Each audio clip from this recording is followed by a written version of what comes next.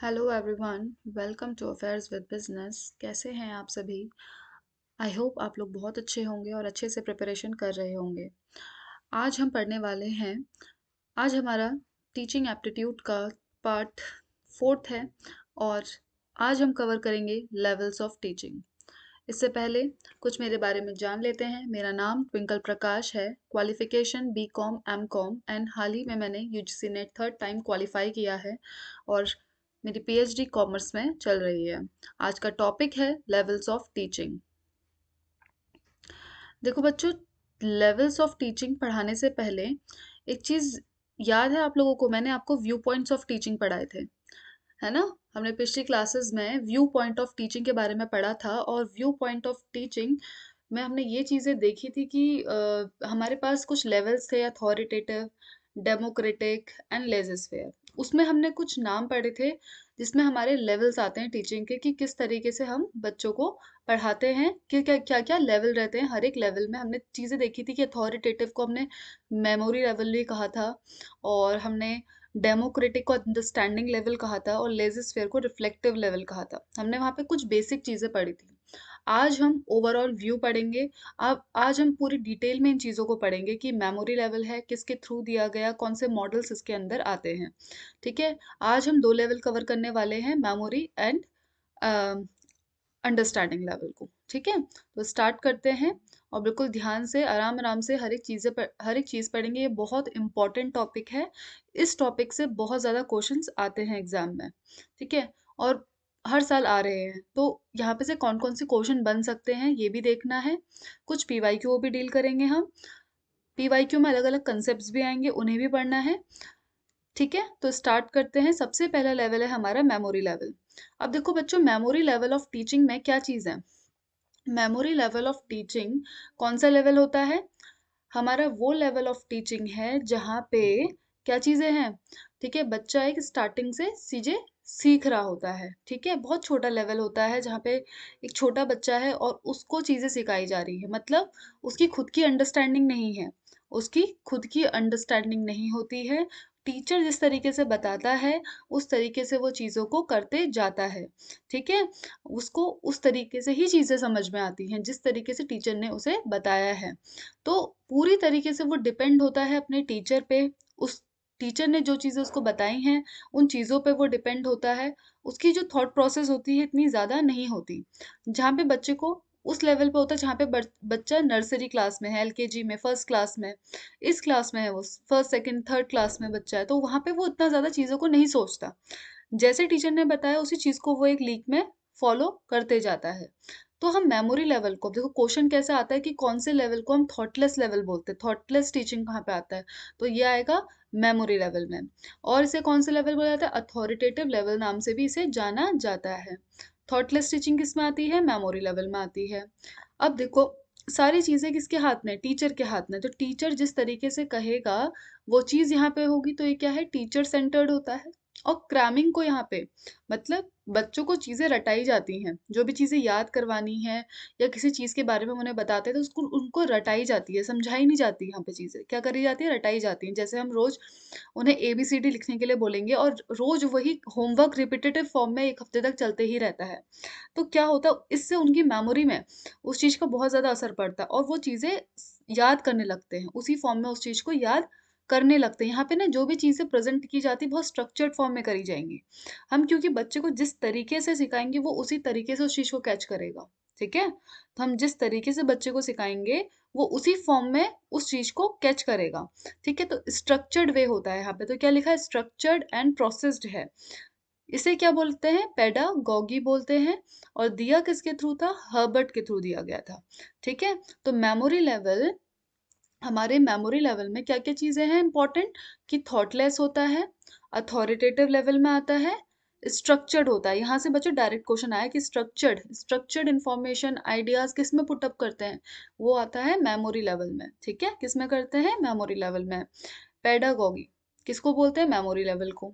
दिया किसके थ्रू गया था? ये बहुत इंपॉर्टेंट है, हर्बर्ट के थ्रू दिया गया था। अब देखो बच्चों, जो मेमोरी है ना, मेमोरी भी अलग अलग पार्ट्स में क्लासिफाई है। हमारे जो मेमोरी होती है उसमें भी अलग-अलग पार्ट्स हैं कि हम कौन-सी मेमोरी को क्या बोलते हैं। जैसे इमीडिएट मेमोरी होती है जिसमें हम एकदम से रिकॉल करते हैं अपने पास्ट के एक्सपीरियंस को। हमने कोई चीज़ पास्ट में एक्सपीरियंस करी और उस एक्सपीरियंस को इमीडिएट हम रिकॉल कर पा रहे हैं। तो वो क्या हो जाती है हमारी इमीडिएट मेमोरी। वहीं पे जो परमानेंट मेमोरी क्या होती है जो बहुत लंबे टाइम तक हमारे साथ रहती है। जो मेमोरीज़ हमारे साथ बहुत लंबे टाइम तक रहेगी, वो हो जाएगी परमानेंट मेमोरी, जिसे भुलाना मुश्किल होता है, ठीक है? वो हो जाएगी परमानेंट मेमोरी। वहीं पे से आती है पर्सनल मेमोरी, जो हमारे पर्सनल एक्सपीरियंसेस पे बेस्ड होती है, ठीक है? जो हमारे पर्सनल एक्सपीरियंस पे बेस्ड होती है। हम किसी और के एक्सपीरियंस यहाँ पे शेयर नहीं कर रहे या किसी और के पास्ट एक्सपीरियंस के बारे में बात नहीं कर रहे। यहाँ पे हम अपने पास्ट एक्सपीरियंस के बारे में बात कर रहे हैं और यहाँ पे किससे रिलेटेड है? अपने आप से रिलेटेड है, तो वो हो जाएगी अवर पर्सनल एक्सपीरियंस। किससे? Our personal experience. जहाँ पे अवर पर्सनल एक्सपीरियंस की बात की जाती है, वो हो जाती है पर्सनल मेमोरी। अब यहाँ पे आता है इम्पर्सनल मेमोरी किसे बोलते हैं? इम्पर्सनल मेमोरी वो मेमोरी होती है जो कि बुक्स वगैरह से हमारे हमारे माइंड में आती है, ठीक है? जो कि हमारे बुक्स वगैरह से हमारे माइंड में चीज़ें छपी हुई हैं। वो क्या है? हमने बुक्स वगैरह से पढ़ा, ठीक है? न्यूज़पेपर से कोई चीज़ पढ़ी तो वो क्या है? इम्पर्सनल। वो हमारी खुद की पर्सनल मेमोरी नहीं है। वो क्या है? हमने कहीं से पढ़ ली कोई चीज़ और वो हमें याद रह गई। तो वो हो जाती है इम्पर्सनल मेमोरी। तो हमने क्या पढ़ा अभी तक? हमने 4 पढ़ी मेमोरीज़, 4 क्लासिफिकेशन में से हमने 4 चीज़ें पढ़ी। इमीडिएट में क्या करते हैं? पास्ट एक्सपीरियंस को हम रिकॉल कर पाते हैं। परमानेंट मेमोरी जो लॉन्ग टाइम तक हमारे साथ रहती है। वहीं पे जो पर्सनल मेमोरी होती है वो पर्सनल एक्सपीरियंस से रिलेटेड होती है। हमारे अपने पर्सनल एक्सपीरियंस से रिलेटेड होती है। और इम्पर्सनल जो बुक्स वगैरह से हमारे माइंड में रहती हैं चीज़ें, उसे हम बोलते हैं इम्पर्सनल मेमोरी। नेक्स्ट आता है एक्टिव मेमोरी। अब बच्चों एक्टिव मेमोरी क्या है? जहाँ पे हमें एफर्ट्स पुट अप करने पड़ते हैं। जो भी चीज़ हमने मेमोराइज़ करी होती है उसको याद करने के लिए जब हम एफर्ट्स पुट करते हैं, उसे बोलते हैं एक्टिव मेमोरी। जैसे आप एग्ज़ाम्स में कभी-कभी आंसर भूल जाते हैं, है ना? बच्चे ऐसे होते हैं कि छोटे-छोटे बच्चे वो रट के जाते हैं चीज़ों को। तो क्या होता है कि वो जब एग्ज़ाम में बैठते हैं तो कभी-कभी वो आंसर भूल जाते हैं, यार इसका आंसर क्या था? हमने क्या पढ़ा था? तो वो बहुत एफर्ट्स लगाते हैं उसको याद करने में, बहुत ज़्यादा एफर्ट्स लगाते हैं। तो इस टाइप का अगर वो काम कर रहे हैं, वो किसका पार्ट हो जाता है? एक्टिव मेमोरी का पार्ट हो जाएगा, ठीक है? फिर आता है पैसिव मेमोरी। वो ऐसी मेमोरी होती है जहाँ पे हमें एफर्ट्स पुट अप नहीं करने पड़ रहे और हमें एकदम से चीज़ें याद आ जाती हैं। उस मेमोरी को बोलते हैं हम पैसिव मेमोरी, ठीक है? Recalling past experience without effort. Efforts यहाँ पे आप पुट अप नहीं कर रहे हैं, हमें ईज़िली चीज़ें याद आ रही हैं, तो वो हो जाता है पैसिव मेमोरी। जब कहते हैं ना जब किसी से हमारी ऐसे लड़ाई हो जाती है तो हम हमें उसकी चीज़ें याद आने लगती है कि इसने ऐसा करा था, ऐसा करा था। हमें ज़्यादा एफर्ट्स पुट अप नहीं करने पड़ रहे कि अच्छा वो ऐसे था, क्या था? ऐसे नहीं, उस समय तो फटाफट याद आती है चीज़ें, तो वो क्या हो जाता है पार्ट पैसिव मेमोरी का। अब आया मैकेनिकल मेमोरी या फिज़िकल मेमोरी। मैकेनिकल मेमोरी क्या होती है? जहाँ पे हम अपनी बॉडी लैंग्वेज का यूज़ कर रहे हैं, फिज़िकल मेमोरी कहते हैं इसे। जैसे हम कोई मशीन चलाना जानते हैं, अब हम उसको चलाने की कोशिश कर रहे हैं, हम उसमें फिज़िकल टास्क इन्वॉल्व है ना? तो the body become habitual in doing any task repeatedly. जब हम किसी मशीन वगैरह को चलाते हैं, उस टास्क को करने में हम क्या हो जाते हैं? माहिर हो जाते हैं। उस चीज़ को करने में हमें हमें याद रहता है कि अब ये इसके बाद ये स्टेप आएगा, इसके बाद ये स्टेप आएगा, है ना? तो वो हमारी मैकेनिकल मेमोरी या फिजिकल मेमोरी का पार्ट होती है। अब आता है रोट मेमोरी। रोट मेमोरी कौन सी मेमोरी होती है? जहाँ पे हम चीजें रट के याद करते हैं, ठीक है? जहाँ पे चीज़ें रट के याद की जाती हैं, वो मेमोरी हो जाती है रोट मेमोरी का पार्ट, जिसमें क्रैमिंग करा जाता है। क्रैमिंग को बोलते हैं बच्चों रटना। अगर हम कोई चीज़ को समझ ही नहीं रहे हैं, सिर्फ रटे जा रहे हैं, रटे जा रहे हैं, रटे जा रहे हैं और उसका मतलब हमें पता नहीं है, ठीक है? ऐसा कब होता है? बच्चों के लिए होता है। जैसे पोएम्स होती हैं, उनको रटाई जाती हैं, टेबल्स होती हैं, उनको रटाई जाती हैं, उन्हें नहीं मतलब पता होता। बस उन्हें पता है 2 1 जा 2, 2 2 जा 4, इस 2 3 जा 6, ऐसे करके वो एक लाइन में बोलते जाते हैं गाने की तरह और उन्हें वो चीज़ें याद हो जाती हैं, तो वो क्या हो जाता है रोट मेमोरी का पार्ट। हमारा थर्ड आता हमारा लास्ट है यहाँ पे देखो लॉजिकल मेमोरी। लॉजिकल मेमोरी कौन-सी होती है? जहाँ पे हम अपना दिमाग, अपना इंटेलेक्ट यूज़ करके चीज़ों को रिकॉल करते हैं। जहाँ पे हम चीज़ों को लॉजिकल वे में याद करने की कोशिश कर रहे हैं, रिकॉल करने की। हम निमोनिक्स बनाते हैं, वहाँ पे क्या होता है, निमोनिक्स बनाने में हमने चीज़ों को लॉजिकली याद करने की कोशिश करी है ना? तो वहाँ पे कौन सा पार्ट बन जाता है, लॉजिकल मेमोरी का। कौन सा पार्ट बनेगा, लॉजिकल मेमोरी का। तो ठीक है, ये चीज़ें हमने पढ़ी। तो मेमोरी में कौन कौन सी चीज़ें आई, मेमोरी में हमने पढ़ा लॉजिकल मेमोरी होती है, जिसमें हम लॉजिक के थ्रू, जिसमें हम इंटेलेक्ट के थ्रू या निमोनिक्स वगैरह के थ्रू जिसको हमने अपने माइंड में सेट करा होता है, उसको बोलते हैं लॉजिकल मेमोरी। रोट मेमोरी कौन सी होती है, जहाँ पे हमने क्रैमिंग के थ्रू रटा हुआ होता है, चीज़ों को वैसे याद किया होता है, तो उसे बोलते हैं रोट मेमोरी। मैकेनिकल मेमोरी क्या होती है, जब हम कोई फिजिकल टास्क होता है या कोई चीज़ हम जो रिपीटेडली करे जाते हैं, उसको हमें याद हो जाती है, उसे बोलते हैं फिजिकल मेमोरी। वहीं पे पैसिव मेमोरी होती है, जहाँ पे हम पास्ट के एक्सपीरियंसेस को याद करते हैं विदाउट एफर्ट्स। और एक्टिव मेमोरी कौन सी होती है, जहाँ पे रिकॉल करते हैं हम पास्ट के एक्सपीरियंस को विद एफर्ट्स, जहाँ पे हम एफर्ट्स डाल रहे हैं, जैसे आंसर्स लिखते हैं एग्जाम्स में, तो वो हो जाता है हमारे एक्टिव मेमोरी का पार्ट। वहीं पे इम्पर्सनल मेमोरी होती है, जो कि हमारे खुद की पर्सनल नहीं होती, हम बुक्स वगैरह कहीं से किसी और की चीज़ों को हम याद रखते हैं, तो हो जाती है impersonal memory. But personal memory कौन सी होती है, जहाँ पे हमें अपने कुछ एक्सपीरियंसेस होते हैं लाइफ में जो याद रहते हैं, उसे बोलते हैं अवर पर्सनल मेमोरी, या पर्सनल मेमोरी का वो पार्ट बनती हैं। परमानेंट मेमोरी वो होती है जो लॉन्ग टाइम तक हमारे साथ रहती है, जिनकी चीज़ें हमें, जो मटेरियल्स हमें, जो मेमोरीज हमें बहुत लॉन्ग टाइम तक याद रहती है, उन्हें परमानेंट मेमोरी का पार्ट बोलते हैं। और इमीडिएट मेमोरी, जिसमें हम इजीली रिकॉल कर पाते हैं चीज़ों को, उसे बोलते हैं हम इमीडिएट मेमोरी। नेक्स्ट आता है कि एक गुड मेमोरी के क्या करेक्टरिस्टिक हैं। एक गुड मेमोरी वो मेमोरी होती है जिसमें चीज़ों को रिपीट रिपीट हम कर सकते हैं, हम याद कर सकते हैं चीज़ों को बार बार। ऐसे नहीं कि एक बार याद करा और भूल गए, तो ये क्या गुड मेमोरी का पार्ट नहीं है। तो रिपीटिटी होनी चाहिए इन लर्निंग।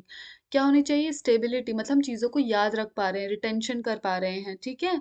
और रिकॉल कर पा रहे हैं, जहाँ पे रिपीटिटी है, रिटेंशन है, रिकॉल है, वो क्या है, गुड मेमोरी का पार्ट है। सर्विसेबल है, और जहाँ पे हम चीज़ों को, ऐसी कुछ चीज़ें जिसको हम फॉरगेट भी कर सकते हैं, रिलेवेंट थिंग्स जो हमारे लिए सही नहीं है, या जिनको अपने माइंड में रखना सही नहीं होता, इररिलेवेंट्स होती हैं, तो उनको भूल जाना भी अच्छी बात है। तो वो क्या है, गुड मेमोरी का एक करेक्टरिस्टिक बनता है। फिर आता है फेजेस ऑफ मेमोरी। देखो, फेजेस ऑफ मेमोरी में 4 पार्ट हैं।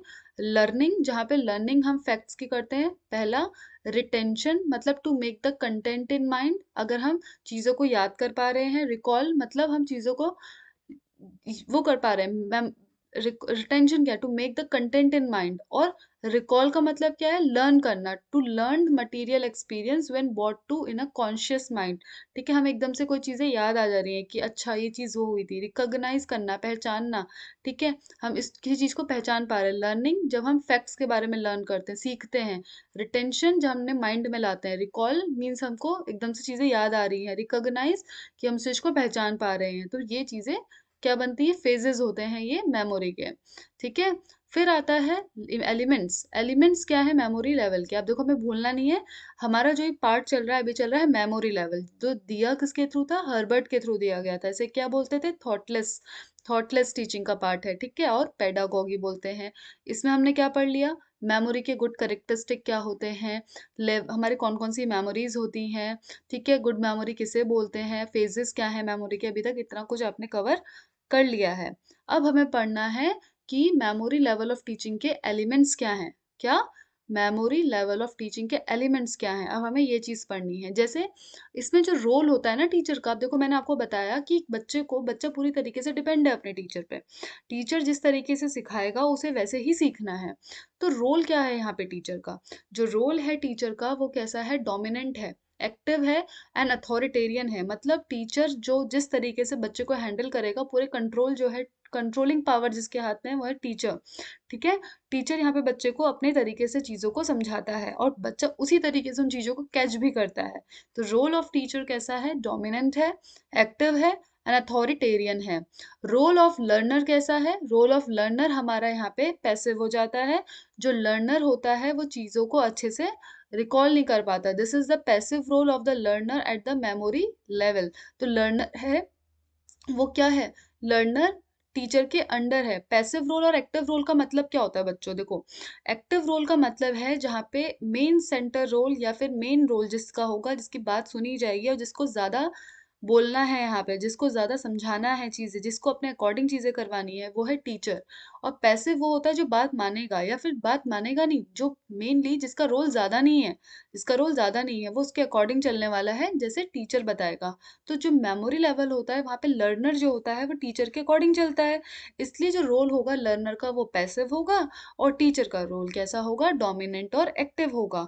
सब्जेक्ट कैसे होंगे हमारे? स्ट्रक्चर्ड होंगे, वेल ऑर्गेनाइज्ड होंगे। देखो बच्चों, डायरेक्ट क्वेश्चन आया है यहाँ पे से, ये डायरेक्ट क्वेश्चन आ रखा है कि यहाँ पे जो सब्जेक्ट जहाँ पे स्ट्रक्चर्ड होता है, वेल ऑर्गेनाइज्ड होते हैं आइडियाज, वो कौन सा लेवल होता है? वो होता है मेमोरी लेवल। फिर आता है method used by the teacher in memory level of teaching. तो मेमोरी लेवल ऑफ टीचिंग में कौन से मेथड यूज किए जाते हैं? जैसे बच्चों को मैंने आपको बताया था कि रटाई जाती है चीजें, तो क्या बोलेंगे? ड्रिल। ड्रिल का मतलब होता है रिपीटेशन या प्रैक्टिस के थ्रू बच्चों को चीजें सिखाई जाती हैं। किसके थ्रू? रिपीटेशन और प्रैक्टिस के थ्रू चीजें यहाँ पे बच्चों को सिखाई जा रही है। एक होमवर्क उन्हें बार बार, हफ्ते में 2-3 बार एक ही होमवर्क दे देंगे। कभी बोलेंगे कैपिटल ए बनाओ, कभी बोलेंगे स्मॉल ए बनाओ, कभी 1 1 1 1 लिखने के लिए दे देंगे। तो उससे क्या होगा ना, उन्हें एक बारी में तो चीजें याद नहीं रहती हैं। तो अगर वो बार बार उस चीज की प्रैक्टिस करवाते हैं तो वो चीजें उनके माइंड में छप जाती हैं पूरी तरीके से। ठीक है, क्योंकि वो बहुत छोटे बच्चे हैं, उन्होंने कभी वो चीज को एक्सपीरियंस नहीं करा या नहीं समझे, वो अभी न्यू लेवल पे आए हैं। तो उनको इस तरीके से चीजों को पहले रटाया जाता है, ना कि उन्हें उस चीज का एग्जैक्ट मीनिंग बताया जाता है, क्योंकि वो उस चीज को अंडरस्टैंड ही नहीं करेंगे। ठीक है, तो यहाँ पे क्या करा जाएगा, कैसे सिखाया जाएगा? रिपीटेशन और प्रैक्टिस के थ्रू चीजें सिखाई जाएंगी। फिर क्या आता है, जैसे यहाँ पे रिवीजन करवाया जाता है, बार बार चीजों का रिवीजन कराया जाता है। उनसे ना क्वेश्चंस पूछे जाते हैं कि अच्छा बताओ ये क्या है बच्चों। तो बच्चे समझते हैं कि अच्छा ये एप्पल दिखा रही है मैम, तो वो कहेंगे मैम एप्पल। तो उस इस तरीके से बच्चों को, इस तरीके से क्वेश्चंस वहाँ पे पूछे जाते हैं। उनको ड्राइंग वगैरह के थ्रू चीजें सिखाई जाती हैं। तो रिव्यू, रिवीजन कराना, क्वेश्चंस पूछना, इस तरीके से यहाँ पे मेथड्स होते हैं टीचिंग के। अब पढ़ेंगे यहाँ पे कि नेचर ऑफ मोटिवेशन कैसा होता है लर्नर के लिए। मतलब लर्नर को भी तो मोटिवेशन चाहिए ना, बच्चों को भी मोटिवेशन चाहिए। तो यहाँ पे उनका खुद का इंट्रिंसिक नहीं होता, एक्सट्रिंसिक मोटिवेशन की उनको जरूरत होती है। अब ये चीजें होती क्या है बच्चों? देखो, इंट्रिंसिक मोटिवेशन है जहाँ पे वो अपने सेटिस्फेक्शन के लिए कोई इंसान कुछ करता है, उसे अवार्ड्स वगैरह से कोई मतलब नहीं होता, उसे अपनी संतुष्टि के लिए जब वो कोई चीज करता है, उससे उसको उसको मोटिवेशन मिल रहा है, तो वो हो जाएगा उसका इंट्रिंसिक मोटिवेशन। बट जहाँ पे एक्सट्रिंसिक की बात की जा रही है, वो है जहाँ पे उसका क्या होगा कि उसको अवार्ड्स मिल रहे हैं, उसे प्रेज करा जा रहा है, तो वहाँ पे उसका एक्सट्रिंसिक मोटिवेशन है, मतलब उसे खुशी मिल रही है उस चीज में।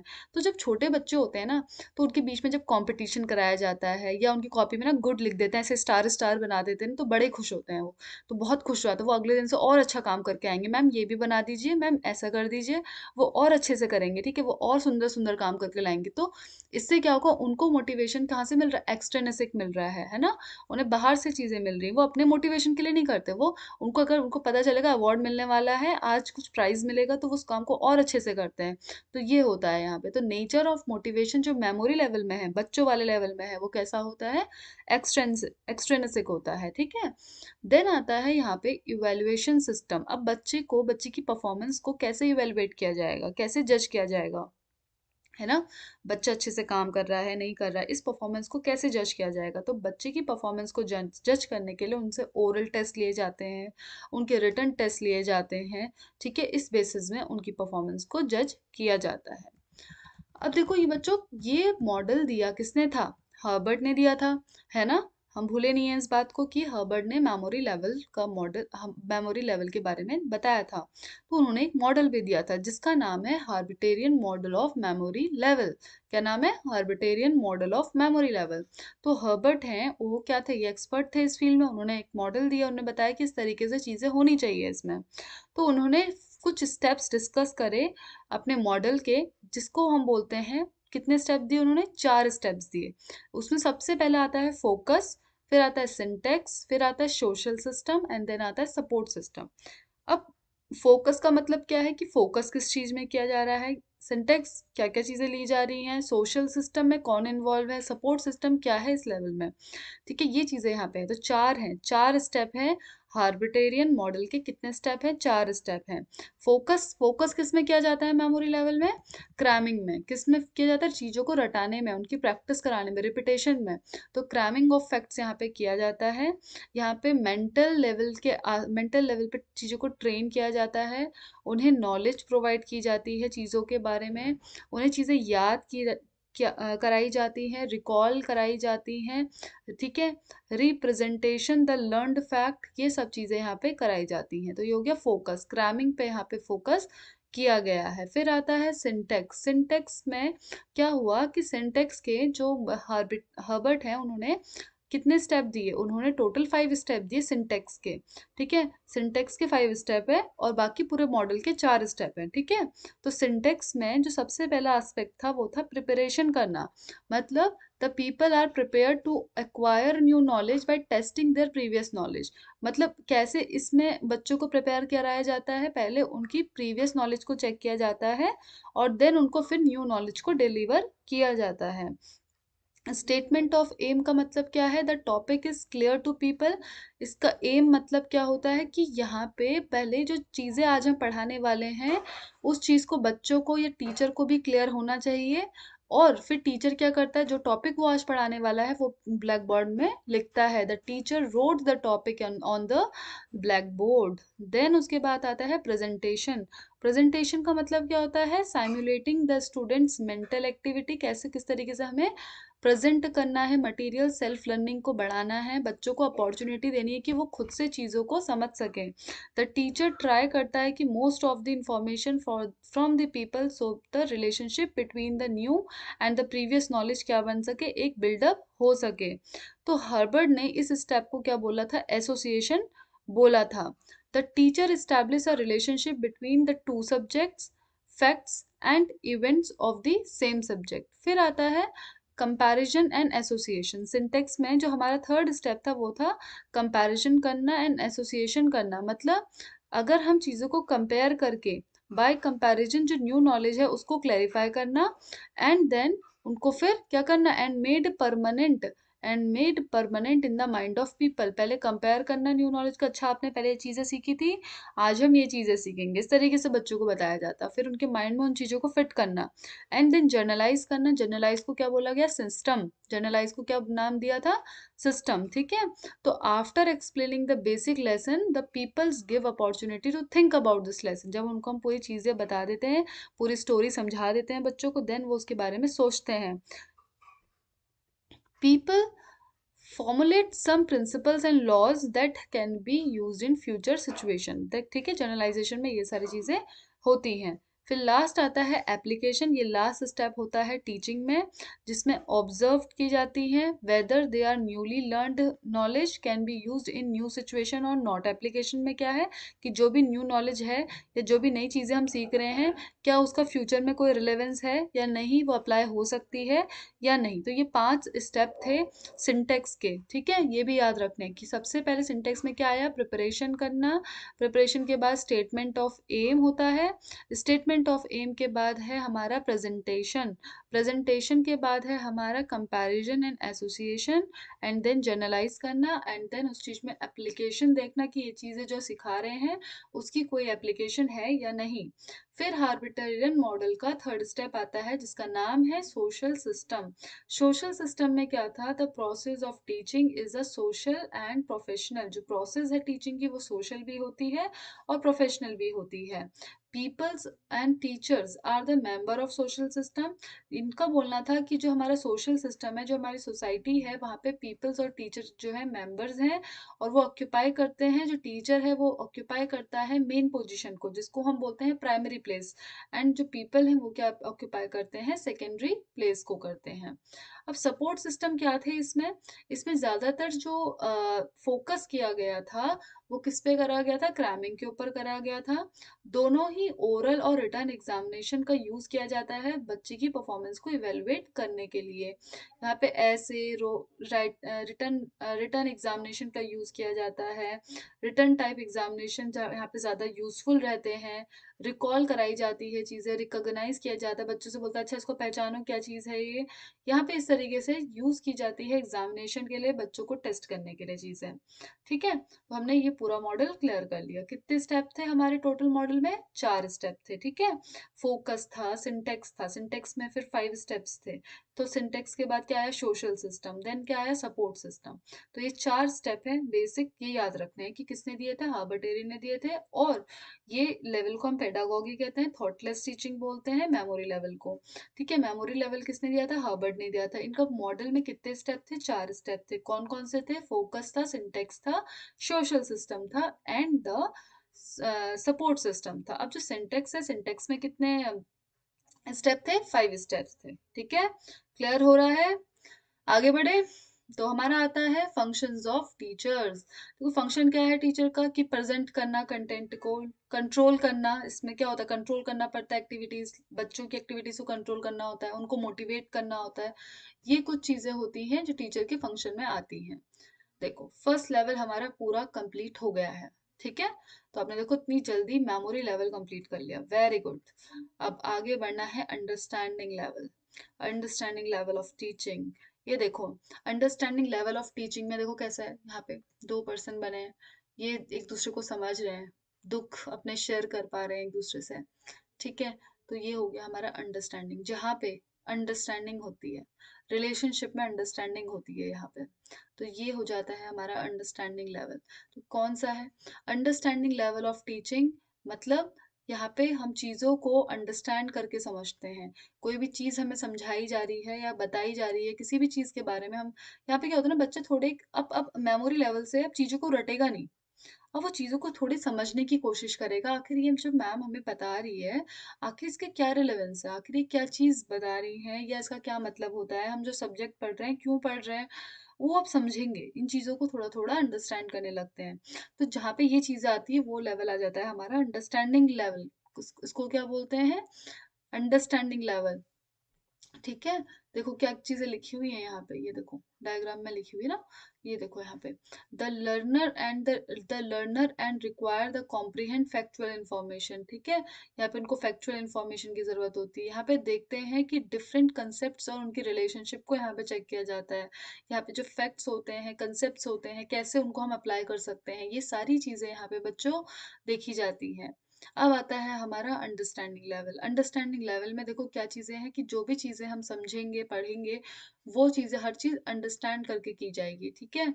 ये in the field of education and psychology, ये एजुकेशन का जो लेवल है अंडरस्टैंडिंग लेवल, ये यूज किया जाता है। यहाँ पे फैक्ट्स का यूज होता है, रिलेशनशिप, जहाँ पे रिलेशनशिप आए वहां पे अंडरस्टैंडिंग है, ये समझ लो, वहां पे अंडरस्टैंडिंग लेवल आएगा। ठीक है? Generalized insight. ठीक है? द टीचिंग, जनरलाइज इनसाइट का मतलब क्या है? यहाँ पे हम अपने मन से चीजों को सोचते हैं, अपने मन की चीजों को हम यहाँ पे समझ पाते हैं। The teaching at the understanding level, ये क्या होता है? हायर लेवल के यहाँ पे थोड़े टीचर हो जाते हैं, हायर क्वालिटी यहाँ पे टीचिंग की हो जाती है। इसको हम बोलते हैं थॉटफुल। याद है डेमोक्रेटिक को हमने क्या बोला था? थॉटफुल, जहाँ पे इन्वॉल्वमेंट होगा टीचर और स्टूडेंट के बीच में। यहाँ पे मेमोरी लेवल से अब अपर लेवल आ जाएगा। मोर यूजफुल, थॉटफुल होगा, मेंटल कैपेबिलिटीज यहाँ पे देखी जाएगी। फिर क्या था यहाँ पे कि जो लेवल है टीचिंग का, टीचर यहाँ पे एक्सप्लेन करता है स्टूडेंट को relationship between the principles and the facts and teachers them how principle can be applied. यहाँ पे जो टीचर है वो एक्सप्लेन करेगा बच्चे को कि किस तरीके से जो हमें फैक्ट्स पढ़ रहे हैं, जो हम चीजें पढ़ रहे हैं, उनको हम कैसे अप्लाई कर सकते हैं, कहाँ कहाँ पे इनका यूज हो सकता है। आप देखो जब हम बच्चे थोड़े थोड़े बड़े होने लगते हैं, तो साइंस वाले बच्चों को देखा आप लोगों ने कि वो कई सारे एक्सपेरिमेंट सीखते हैं, उन चीजों से नए नए प्रोजेक्ट्स बना के लाते हैं, तो उन्हें पता चलता है चीजें कैसे अप्लाई हो रही हैं। है ना? वैसे हम लोग होते हैं जो कॉमर्स वाले बच्चे हैं, वो भी चीजों को ऐसे सीखते हैं। ठीक है? वो कहीं पे भी कोई अगर लेजर देखेंगे तो चीजों को समझ पाएंगे कि अच्छा ये इस तरीके से बनाया जा रहा है, यहाँ पे ये मेथड यूज किया जा रहा है ना? तो वो क्या होगा कि वो अब चीजों को, जो भी फैक्ट्स प्रिंसिपल्स उन्हें पढ़े, उनके एप्लीकेशन को भी यहाँ पे समझने की कोशिश करते हैं। यहाँ पे जो स्टूडेंट होता है उसकी कंप्लीट कमांड होने लगती है अपने सब्जेक्ट में। और जो रोल होता है टीचर का इज मोर एक्टिव, मतलब टीचर का रोल अभी भी एक्टिव है। टीचर की बात आपको माननी ही पड़ेगी, ऐसा नहीं है कि आप बस ये है कि हाँ आप उससे डिस्कस कर सकते हैं, उससे शेयर कर सकते हैं चीज़ों को। यहाँ पे क्रैमिंग को इनकरेज नहीं किया जाता at this level. No cramming is encouraged, बिल्कुल भी नहीं। यहाँ पे आप चीज़ें बिल्कुल भी नहीं रटेंगे। और the new knowledge acquired at this level is related to the earlier knowledge gain. जो भी हम यहाँ पे न्यू नॉलेज इम्पार्ट की जाती है, वो जो हमारे पहले की नॉलेज गेन्ड होगी उससे रिलेट करते हुए होनी चाहिए थी। Generalisation is made on the basis of facts. Generalisation किसके बेसिस पे किया जाता है? फैक्ट्स के बेसिस में। And the facts are used in new situation, ठीक है। और जो फैक्ट्स हैं उनको हम न्यू सिचुएशंस में यूज करते हैं।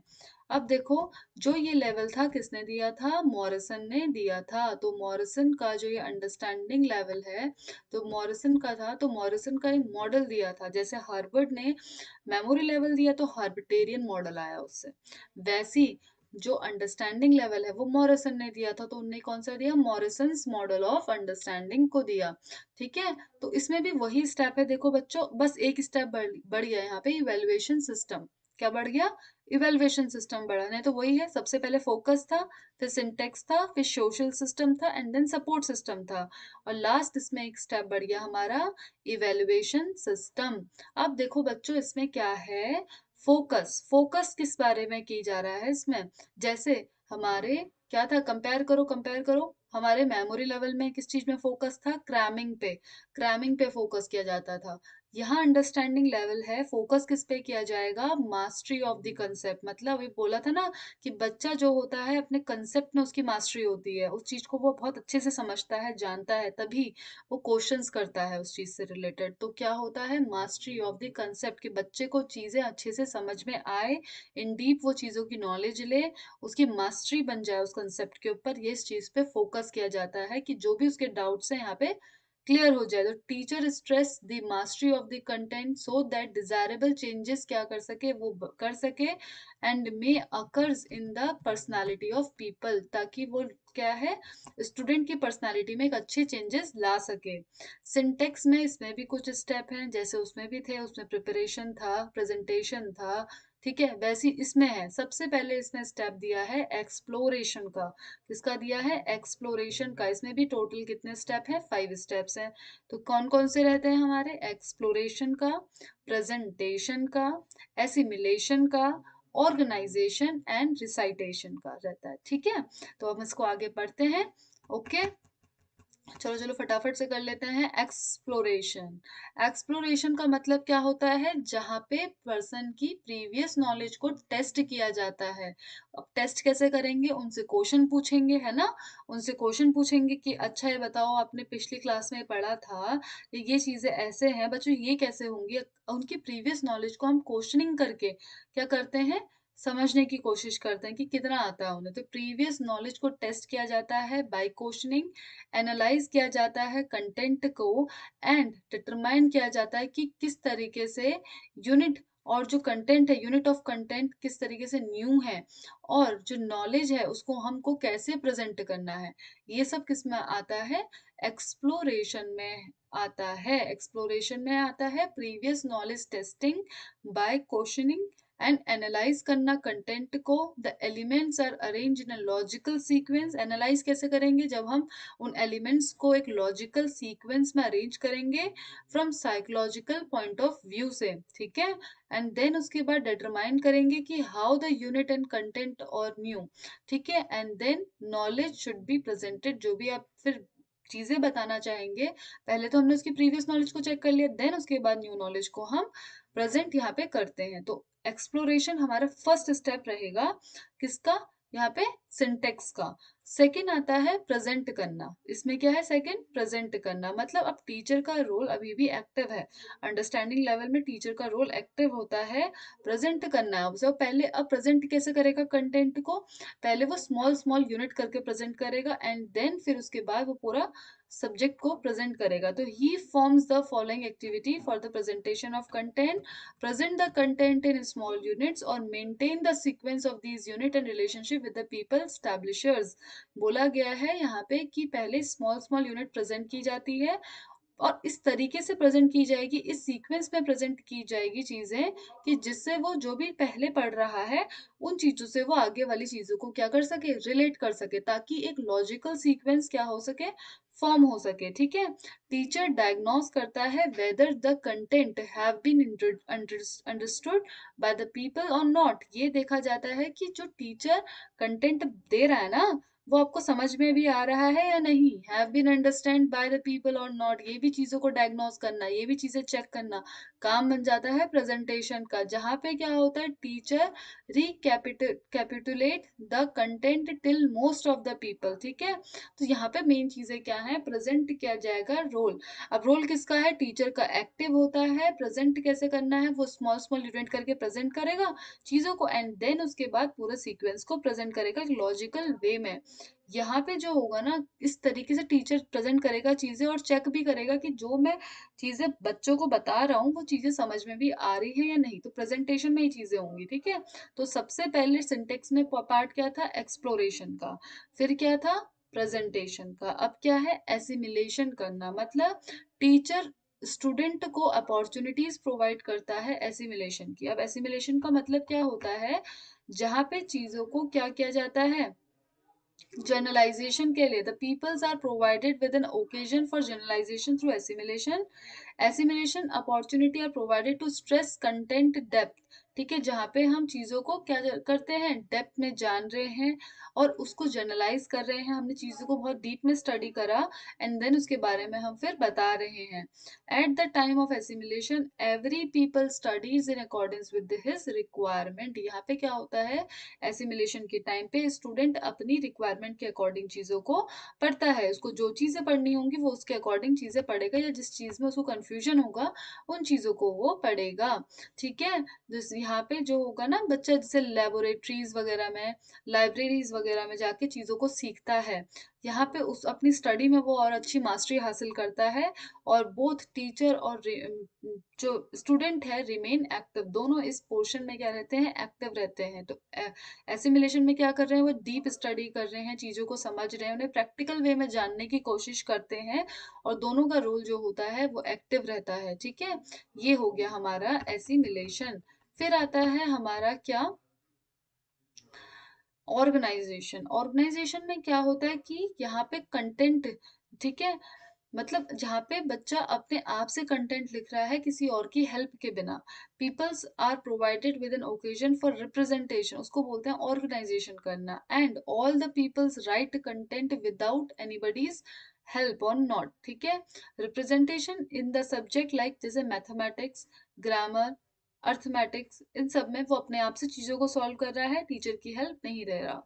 फिर आता है रिसाइटेशन। क्या चल रहा है, सिंटेक्स के पार्ट। रिसाइटेशन में क्या होता है, जहाँ पे वो चीजों को याद कर पाता है, ओरली बोल पाता है, रिसाइट कर पाता है, ओरली बोल सकता है। ठीक है। ओरली बोल रहा है, सुना रहा है, कोई चीजें जो उसने पढ़ी हैं, जो लर्न करी हैं, वो चीजें रिसाइटेशन। ये लास्ट स्टेप होता है अंडरस्टैंडिंग लेवल का, जहाँ पे जो स्टूडेंट है वो प्रेजेंट करता है अपने कंटेंट को ओरली टीचर के सामने, ठीक है, या अपने दोस्तों के सामने, तो उसको हम बोलते हैं रिसाइटेशन। फिर आता है हमारे पास सोशल सिस्टम। सोशल सिस्टम का मतलब क्या है, the teacher controls the behaviour of the people by providing motivation. Social system में क्या होता है, जो टीचर होता है वो अपने स्टूडेंट के बिहेवियर को यहाँ पे कंट्रोल करता है, किस तरीके से, उन्हें मोटिवेशन प्रोवाइड करता है। Teacher impacts instruction to people, they work themselves with full employ involvement। मतलब यहाँ पे टीचर और स्टूडेंट का रोल कैसा है, दोनों एक्टिव रहते हैं और दोनों के बीच में एक अच्छी रिलेशनशिप रहती है, तो दोनों ही एक दूसरे के साथ चीजें शेयर कर पाते हैं। अब इस लेवल पे जो मोटिवेशन का लेवल होता है वो दोनों ही रहता है, इंट्रिंसिक भी और एक्सट्रिंसिक भी। ठीक है। मतलब स्टूडेंट को कुछ ऐसे भी चाहिए कि वो अपने सेल्फ सेटिस्फेक्शन के लिए भी चीजें करे, और कुछ ऐसी चीजें भी चाहिए जो वो, जिससे उनको अवार्ड्स वगैरह भी मिले, तो उससे भी वो आगे और ज्यादा बढ़ते हैं और मेहनत करते हैं। तो ये हो जाता है सोशल सिस्टम, जहाँ पे दोनों का ही क्या है, यहाँ पे रोल है, दोनों का ही रोल है। अब सपोर्ट सिस्टम क्या है, अब सपोर्ट सिस्टम जो होता है यहाँ पे एक जैसा नहीं रहता, ये क्या होता है, हमेशा चेंज होते रहता है। ठीक है।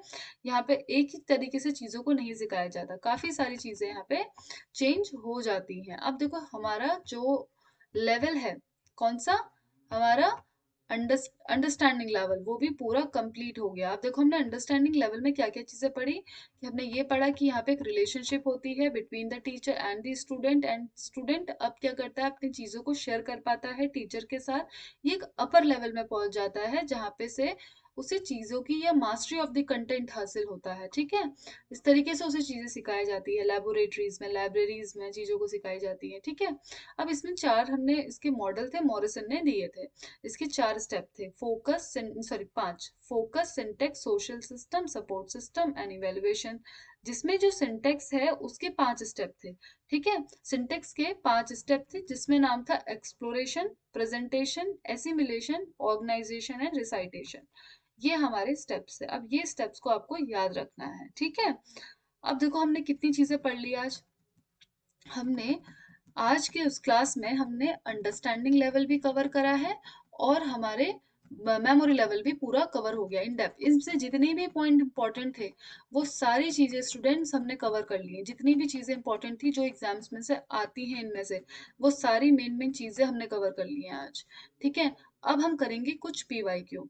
अब हम क्या करेंगे, पीवाईक्यू करेंगे। और एक चीज और, कि ये लेवल दिए किसने हैं ये आपको याद रखना है। नेक्स्ट क्लास में हम किसकी तरफ जाएंगे, रिफ्लेक्टिव लेवल की तरफ जाएंगे और उसको इन डेप्थ पढ़ेंगे, ठीक है। आज हम थोड़े पीवाईक्यू करते हैं और उनके भी कंसेप्ट को पूरा समझ लेते हैं।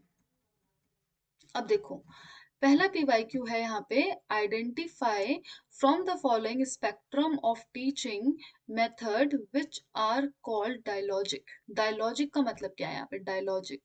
डायलॉजिक कोई भी चीज कब होती है, जब दोनों तरीके से बात हो रही है, दोनों वे में बात हो रही है ना। डायलॉजिक हम तब बोलते हैं जब यहाँ पे जो स्टूडेंट है, मेनली जो स्टूडेंट है उसका जो रोल होता है वो ज्यादा होता है, ठीक है।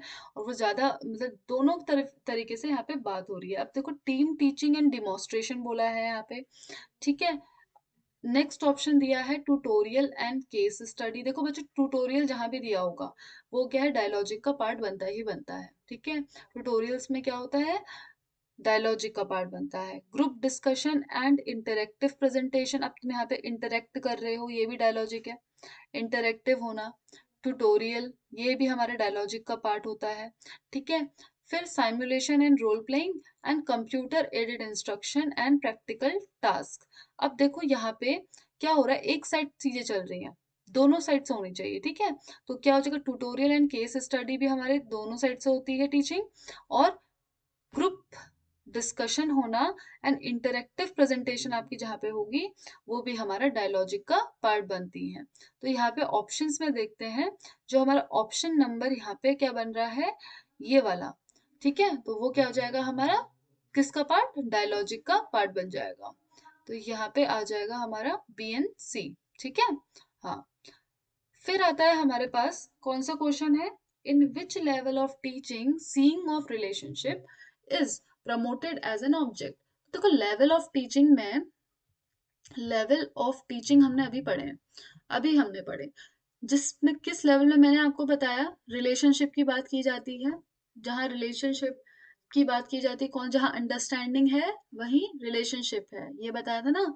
जहाँ अंडरस्टैंडिंग है वहाँ रिलेशनशिप है। तो क्वेश्चन आया है, देखो यहाँ से कि क्वेश्चन आ रखा है 2021 में कि कौन से लेवल ऑफ टीचिंग में रिलेशनशिप की बात की गई है। Seeing in relationship, seeing of relationship होता है जहाँ पे मेमोरी लेवल में क्या रिलेशनशिप होती है, नहीं, वहां तो सिर्फ टीचर की बात सुनी जाती है। तो रिलेशनशिप कहाँ डेवलप होने लगी है, वो क्या हमारे मेमोरी लेवल में, नहीं, ये हमारे अंडरस्टैंडिंग लेवल में। जहाँ अंडरस्टैंडिंग है वहीं रिलेशनशिप है, डायरेक्टली तुम इसको लगा दो जहाँ रिलेशनशिप देख रहे हो, तो ये ऑप्शन आपका बन जाएगा रिलेशनशिप लेवल, ठीक है। ये देखो यहाँ पे अंडरस्टैंडिंग लेवल, ठीक है, ओके। चलो अब थर्ड, देखो जो बच्चों ये जो क्वेश्चन है हमारा हेड सिस्टम से आ रखा है। हेड सिस्टम हमारे मैनेजमेंट के बच्चों को पता होगा, है ना। मैनेजमेंट के बच्चों को पता होगा कि ये सिस्टम है, मैनेजमेंट का क्वेश्चन है, ये पेपर 1 में भी आया हुआ है। अब देखो इसमें क्या है ना, हमारे पास टोटल 6 हेड्स होती हैं और इसमें से कुछ हेड्स हमें यहाँ पे दे रखी हैं। अब इसमें क्या होता है, देखो हम इस क्वेश्चन को कैसे टैकल करेंगे कि जो बच्चे मैनेजमेंट के नहीं हैं उनके लिए भी तो ये क्वेश्चन है ना, उनके लिए भी है। और हो सकता है कई सारे मैनेजमेंट के बच्चों ने भी ये टॉपिक ना पढ़ा हो, ऐसा भी हो सकता है। तो अब हम इस क्वेश्चन को कैसे टैकल करेंगे? देखो, हमने इसको जैसे मैंने सीखा था वैसे ही मैं आपको सिखाऊंगी इन चीजों को, ठीक है?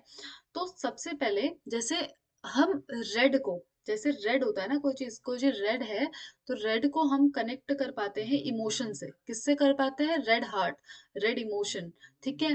तो रेड को हम कनेक्ट कर पा रहे हैं इमोशन से। ब्लैक को कहीं ना कहीं हम नेगेटिव मानते हैं, कहीं ना कहीं ब्लैक दिख गया तो हम कहते हैं नेगेटिव, है ना? तो ब्लैक को हम किससे कर रहे हैं? नेगेटिविटी से कनेक्ट, ठीक है? किससे कर रहे हैं? नेगेटिविटी से। वहीं पे जो ग्रीन होता है, जो ग्रीन है उसको हम किससे कर रहे हैं? क्रिएटिविटी से कनेक्ट। किससे कर रहे हैं? क्रिएटिविटी। कोई चीज ग्रीन वगैरह ऐसे दिखती है ना, कलरफुल ग्रीन है ऐसे, तो हम उसको बोल सकते हैं क्रिएटिविटी। वहीं पे जो अब लास्ट बचता है हमारा व्हाइट, व्हाइट हमारा किससे रिलेट हो रहा है? फैक्ट्स एंड फिगर से। तो रेड है, सबसे पहले हमने रेड का लॉजिक फिक्स करा था। तो रेड किससे रिलेट हो रहा था? हमारे इमोशन से। रेड किससे हो रहा है? Connect emotion. तो जो हमारे कंसेप्ट, देखो कंसेप्ट एंड आइडियाज दिए हैं, तो रेड हमारा किससे होता है? इमोशन वर्ड पकड़ लो तुम यहाँ पे, इमोशन। तो रेड को डायरेक्टली आप मैच कर सकते हो किससे? इमोशन से मैच कर सकते हो। आपको एक भी याद रहा ना बच्चों, एक या दो भी याद रहे तो आप पूरा क्वेश्चन बना लोगे। मैच ऑफ द फॉलोइंग ऐसा होता है। तो देखो, जैसे मैंने देखा कि बी का ना 4 बन रहा है, तो मैं इस वाले ऑप्शन में चलेगी। बी का ना 4 इसी ऑप्शन में बन रहा है, आई थिंक इसका यही आंसर बन जाएगा। तो कैसे बनेगा? मैंने बी का इससे कनेक्ट करा। अब मैंने बोला ब्लैक को मैंने कहीं ना कहीं नेगेटिविटी से कनेक्ट करा था, तो judgmental and cautious, the logical negative, negativity से कनेक्ट करा। तो ब्लैक का है किससे? नेगेटिव से कनेक्ट। तो ब्लैक सी का किससे हो रहा है हमारा? देखो यहाँ पे 1, सी का किससे हो रहा है? 1 से। ठीक है, बन रहा है, क्वेश्चन बन रहा है। ग्रीन, ग्रीन, ग्रीन किससे करा था? क्रिएटिविटी थे, तो किससे हो जाएगा? थर्ड। ये देखो, ग्रीन किससे हो रहा है? Creative, provocation, alternatives and creative proposals, creativity से हो रहा है। वहीं पे व्हाइट जो है वो किससे कनेक्ट है? फैक्ट्स एंड फिगर से कनेक्ट है। Data gathering, facts and figure information. तो कितना इजी था। सिर्फ आपको थोड़ा सा निमोनिक्स, थोड़े से लॉजिक बैठाना है। जैसे मैंने याद करा वैसे आपने याद करा, है ना? हमें सिर्फ याद करना है, हमने सीखना है। मैंने भी अपने टीचर से ये चीजें सीखी, तो मैं आपको ये चीज बता रही हूँ कि मैंने क्या करा कि रेड को मैंने इमोशन से कनेक्ट कर दिया। इमोशन से कनेक्ट करा तो मेरे लिए याद करना क्या हो गया? इजी हो गया चीजों को। तो रेड को मैंने जैसे इमोशन से कनेक्ट करा, मेरा क्या बन गया? आंसर बन गया। ब्लैक को नेगेटिविटी से कनेक्ट कर दिया, दो ऑप्शन तो मेरे बन गए, बाकी के आराम से बन गए। ग्रीन को मैंने क्रिएटिविटी से कनेक्ट करा, और व्हाइट को मैंने किससे करा? फैक्ट्स एंड फिगर से कनेक्ट करा। तो मेरा ऑप्शन यहाँ पे रेडी हो गया। तो हमारे पास कौन कौन सी हेड है? White, red, black, green. तो वाइट, रेड, ब्लैक, ग्रीन के अकॉर्डिंग हमारा ऑप्शन बन गया सेकंड। ठीक है, तो हम बिल्कुल करेक्ट हैं। अब जाएंगे हम कौन से क्वेश्चन में? फोर्थ क्वेश्चन में। अब फोर्थ क्वेश्चन हमारा आज का लास्ट क्वेश्चन है, इसे सॉल्व करते हैं। देखो, ये भी हेड से क्वेश्चन आया। बताओ, एक ही बार में, एक ही शिफ्ट में 2 बार क्वेश्चन आए हैं हेड सिस्टम से, और इतनी इजीली हमने चीजों को समझ भी लिया। 6 थिंकिंग हेड्स थी। ठीक है, कौन है? 6 थिंकिंग हेड सिस्टम है ये। इसमें क्या हमने ब्राउन हेड सुना? नो। व्हाइट हेड तो अभी हमने पढ़ा। वॉयलेट हेड नहीं, तो ये भी नहीं सुना था। रेड हेड, यस, ठीक है। Black head, yes. तो वाइट, रेड और ब्लैक, क्या है? वाइट, रेड और ब्लैक। तो ये हो जाएगा हमारा वाइट, रेड और ब्लैक। हमारे किससे कनेक्ट हो रहा है? यहाँ पे कौन सा ऑप्शन बन रहा है? हमारा बन रहा है बी, डी और ई। तो ऑप्शन है, देखते हैं, बी, डी और ई, यस। तो आप बिल्कुल करेक्ट है। बी, डी, ई हमारे पास ऑप्शन है। ठीक है, तो ये हमारे हेड के ऑप्शन है। Which of the following is a six thinking head system a form a parallel thinking? कौन कौन सी हेड थी यहाँ पे? हमारे पास व्हाइट थी, ग्रीन थी, वाइट, रेड और ब्लैक थी। ठीक है, बी, डी, ई। तो ये हमारा आज का क्वेश्चन सॉल्व हो गया। ये सारे वो क्वेश्चन है जो एग्जाम में आए हैं, और देखो कितने इजीली हमने समझ के, लॉजिक पकड़ के उन क्वेश्चन को सॉल्व भी कर लिया। ऐसे ही अगर आपको और क्लासेस चाहिए, अगर आपको अच्छा लग रहा है पढ़ने में, चीज़ें समझ में आ रही हैं, तो आपको हमारे ऐप में पूरा स्ट्रक्चर्ड कोर्स मिल जाएगा। बहुत सारी क्लासेस हो चुकी हैं, और अच्छे से आपको सारे पीवाईक्यू, आपको सब कुछ चीज़ें कराई जाएंगी। पीवाईक्यू कराए जाएंगे आपको, आपको मॉक टेस्ट मिल जाएंगे उसमें। ठीक है, तो आप हमारे ऐप में से इस कोर्स को परचेज कर सकते हैं। टीचिंग एप्टीट्यूड का भी कोर्स चल रहा है, फिर रिसर्च का आएगा, एंड देन फिर पीपल डेवलपमेंट एनवायरनमेंट एंड और यूनिट्स भी लाई जा रही हैं, ठीक है। आप उन यूनिट्स को भी ले सकते हैं, कम्युनिकेशन का चल रहा है। तो आप इन सब चीज़ों को, अगर आपको पसंद आ रहा है, आपको अभी जल्दी से फटाफट एग्जाम क्रैक करना है, तो आप कोर्स ले लीजिए। और इसका जो लिंक है वो हमारे डिस्क्रिप्शन बॉक्स में है। तो कोर्स को आप परचेज कीजिए और अच्छे से अपनी स्टडी करिए, ठीक है। और आपका जो कोर्स है आपको इजीली ये डिस्क्रिप्शन बॉक्स में मिल जाएगा उसका लिंक। हमारे ऐप को उसको डाउनलोड भी कीजिए और अपनी पढ़ाई बिल्कुल अच्छे से करिए, स्ट्रक्चर्ड वे में, टॉपिक वाइज टॉपिक सारी चीजें कराई जा रही हैं, सारी इंपॉर्टेंट चीजें हैं जो एग्जाम्स में लगातार पूछी जा रही हैं, ठीक है। तो हमें अपना टाइम ना वेस्ट करते हुए चीजों को स्ट्रक्चर्ड वे में करना बहुत ज़्यादा ज़रूरी है, ठीक है। तो आई होप आपको आज की वीडियो भी पसंद आई होगी और अपना फीडबैक आप हमें ज़रूर दीजिएगा। Thank you.